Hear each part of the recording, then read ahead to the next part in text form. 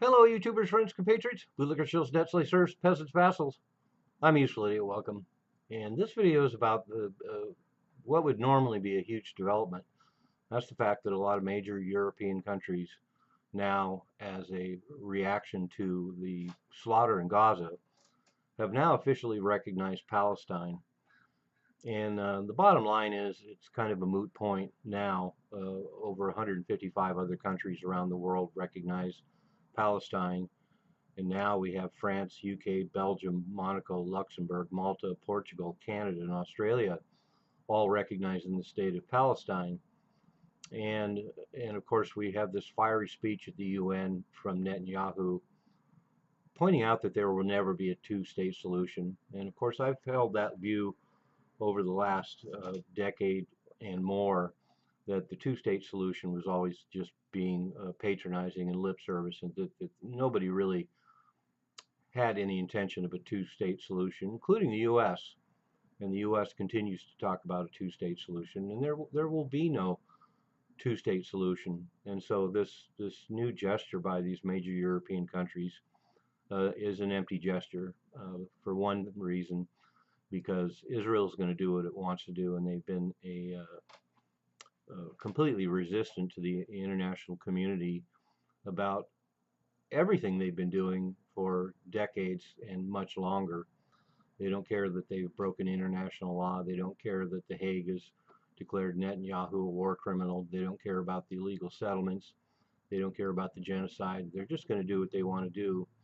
And of course, the other point is there's never going to be a two-state solution, because in spite of Trump saying that he will never support the annexation of the West Bank, Israel's moving very fast to annex the West Bank, and the developments there have been really dramatic over the last year. I've documented that in some of my videos, but it's a side story, so it's not getting a lot of traction.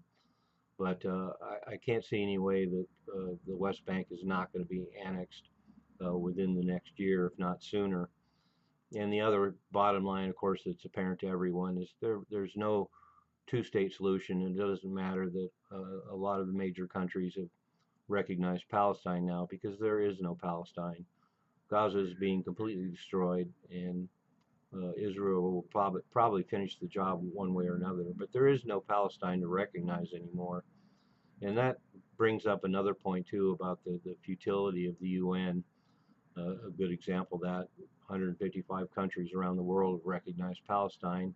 Now we have another 9 or so, and so most of the world uh, supports recognizing Palestine. Most of the world supports all the UN gestures complaining about Israeli behavior and their violations of international law. But the United States has the ultimate veto, and the United States has vetoed every effort to hold Israel accountable to this day. And for decades, the U.S. has basically vetoed what the rest of the world believes and supports. And so the United States and Israel stand alone in this. And that brings up another point too. And this is an editorial. I would really love to see the Trump administration in the United States take the moral ground and start supporting the Palestinians through the UN. And I would love to see the United States become a moral beacon again. I would love to see the United States create some separation between Israel and the United States, and the joint policies, because the United States association with Israel is great for Israel, but it's not great for the rest of the world. And we see that now, 2 years of genocide, and the United States has supported it, flooded Israel with a bunch more weapons. And the fact is, Israel's not important for U.S. security. Israel's not important for national security. Israel is just, the United States doesn't have that many interests that are served by Israel, other than the fact that they're water boys for military actions against all the other countries in the Middle East.